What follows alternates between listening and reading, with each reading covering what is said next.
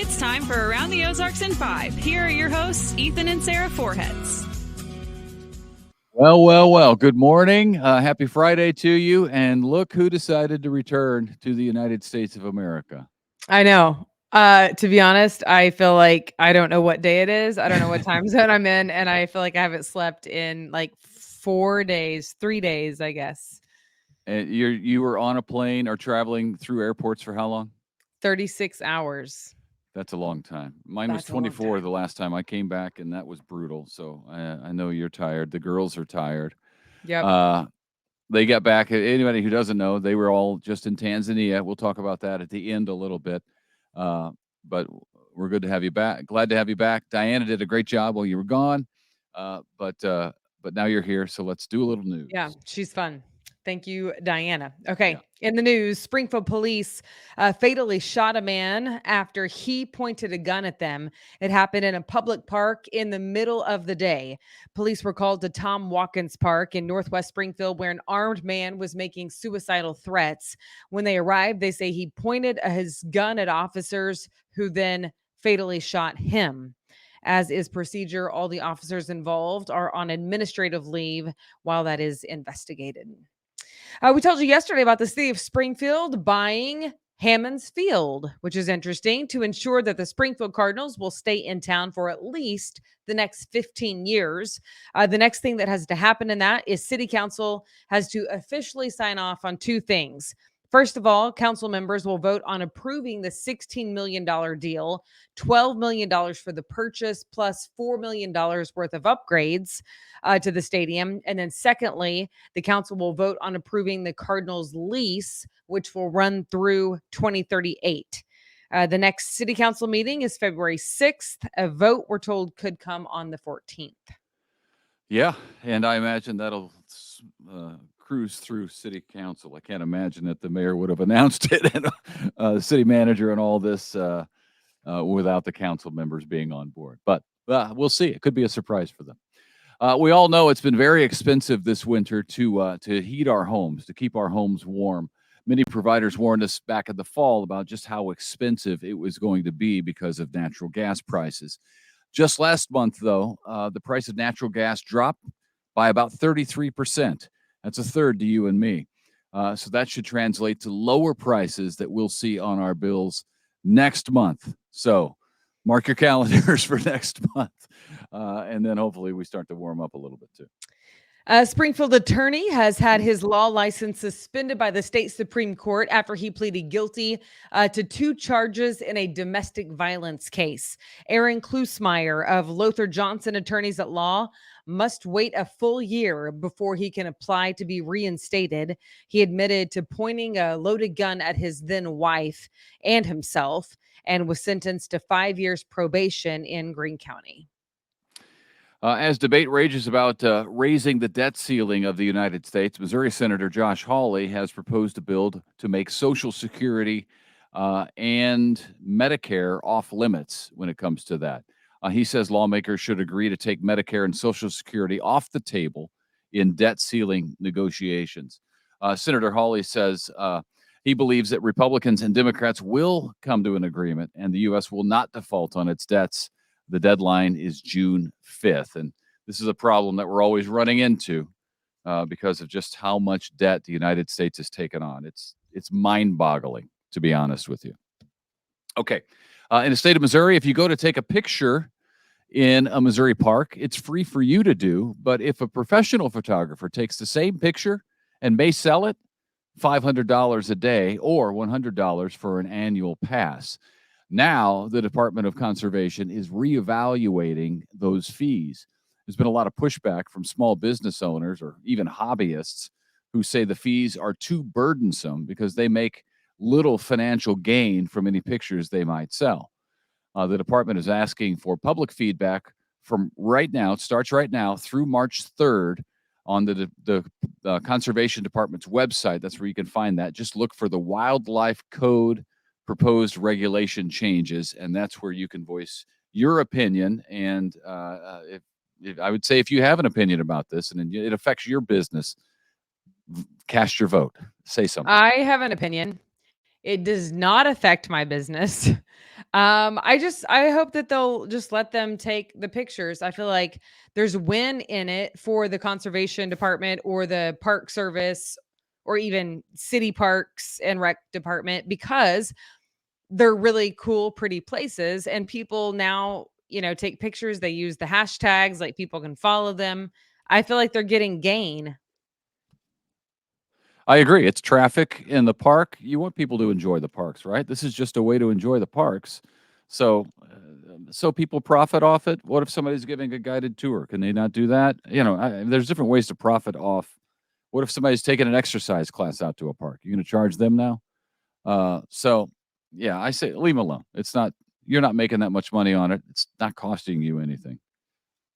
All right. Well, we weighed in. We've given our public opinion. Can That's what they were somebody asking for. I hope somebody was jotting that down and send it over to the website for us. That's funny. All right. Some possible updates are coming to Sunshine from Glenstone East to Route 125. The biggest change could be several raised medians that won't allow left turns into businesses. Experts say the raised medians would reduce crashes by 39% where they are installed. The project is from the State Transportation Department. It would start next year and cost $8 million.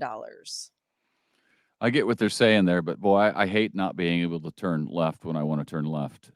It is, doing the thing and then coming back I'm not a fan. I know they're trying to stop T-bone crashes, so people turning in front and getting hit. Yeah. Which And that's a big reduction, 39% reduction in crashes.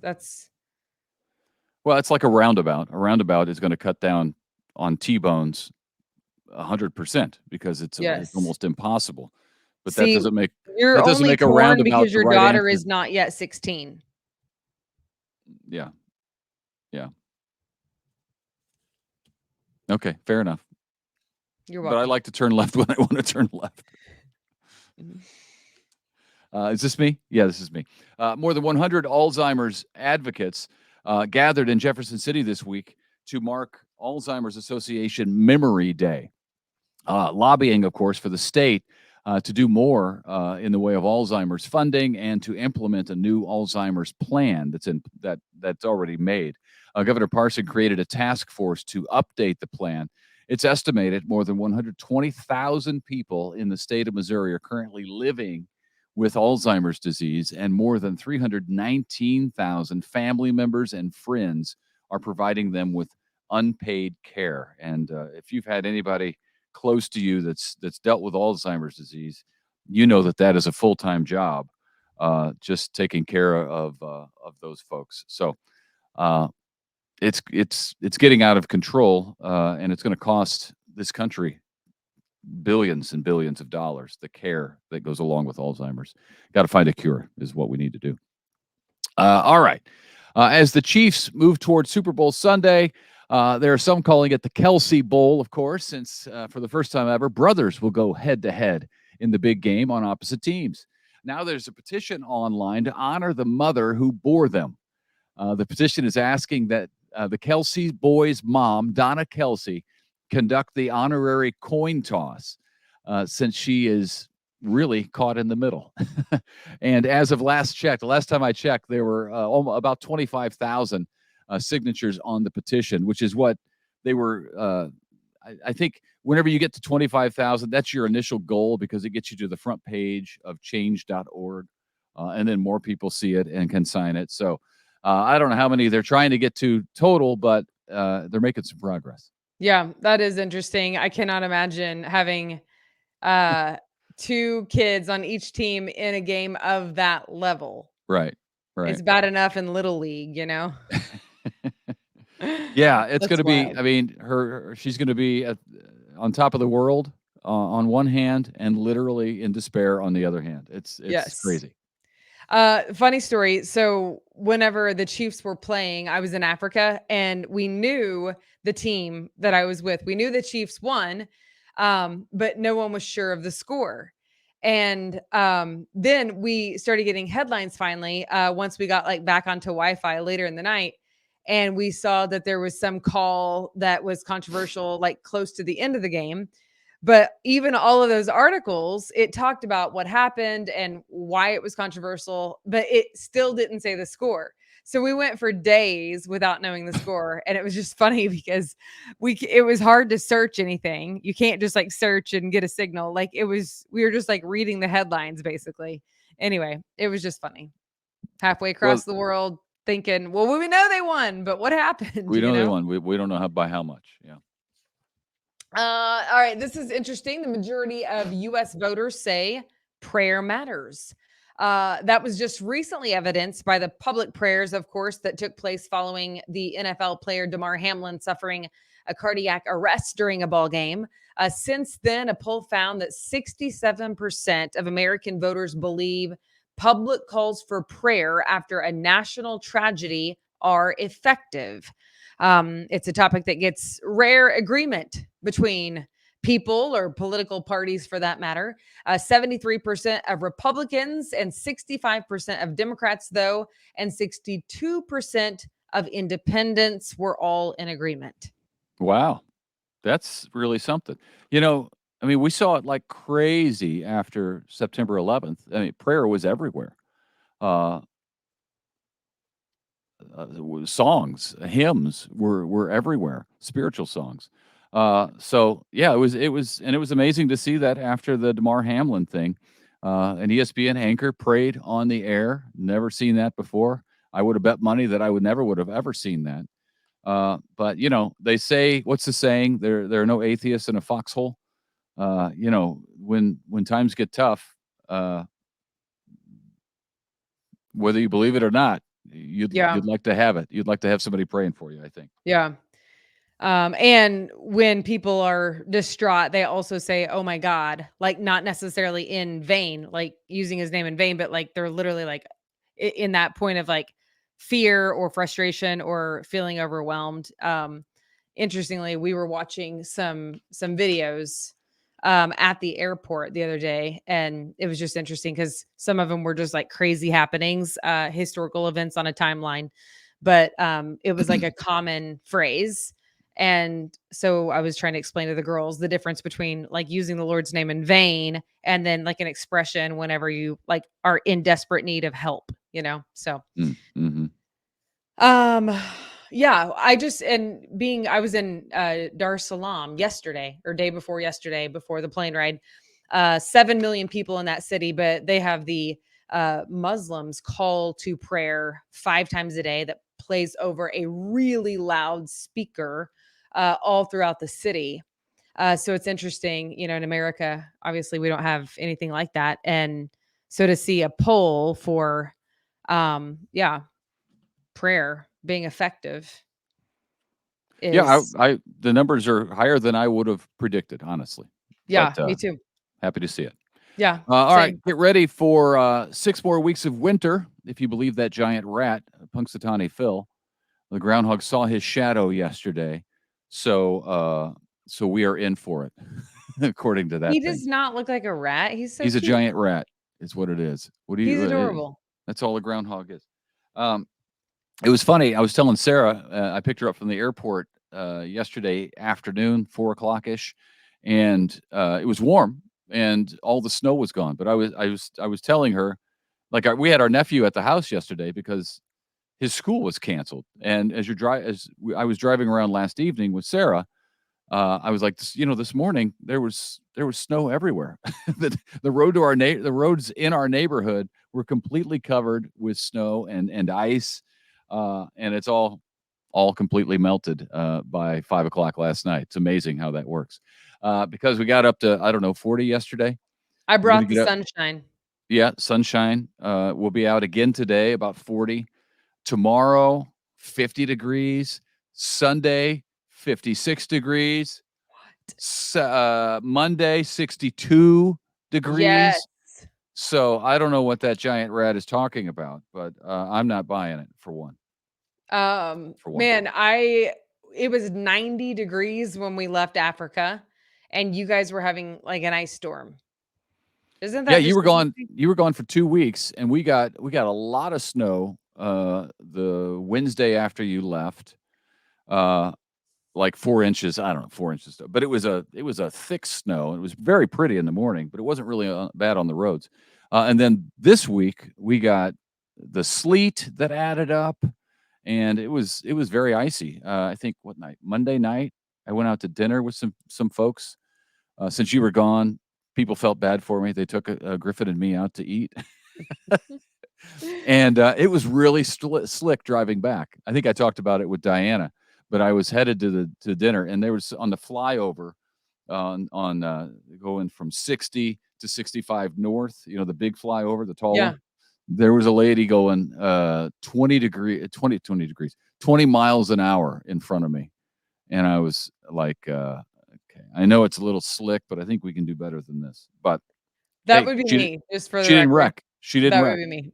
And She nor didn't did wreck. you. See? All is well if it ends well. She saved me.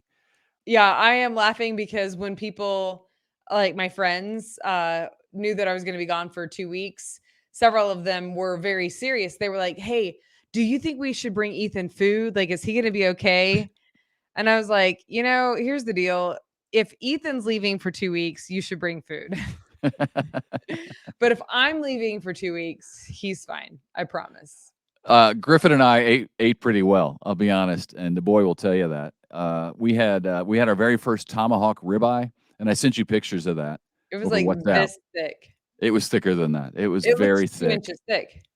It was very thick, and it was very delicious. We ate it all. I made tri-tip, so, we had a lot of meat while you were gone. I We could ate some he could fried probably plantains. use some vegetables, Yeah. FYI. He doesn't ever eat vegetables. It's ridiculous. He just eats meat. So real quick, we're at 16, almost 17 minutes. What was the highlight for you on this particular trip to Tanzania? Oh man, so many. But just to have both girls with me to hear them speak at different churches and women's conferences. But so that was like my motherly highlight. But otherwise, just the people talking about prayer. I mean, these people are just desperate for the Lord, and so they see Him move differently in that, in that point of desperation. Um, and just like unashamed worship and praise. Like they have so much joy, so much gratitude. Services are long, like long. I mean, and there's no one complaining about the heat or going home. There's no air conditioning, there's no cold water, there's really no running water in many of the places. Um, so I don't know. There's just so much really, but I think those are some of the highlights, just being with the girls, watching them, and then watching the people worship and pray. It was beautiful. Cool. All right. Well, we're glad to have you back. We're grateful to Diana for filling in. She did a great job. So She's thanks, funny, huh? Diana. She is funny. Yeah, it was fun. We enjoyed it. And now you have the weekend to sleep and recover. We only have hockey and soccer and swimming and all those about 10 other things that we have to do with the kids. So you'll be Too fine. bad the snow's not still here then, right? You'll be fine. Yeah, yeah. All right. Welcome back, and thank you for watching. We hope to see you right back here Monday morning. All Have a right. good weekend. See ya.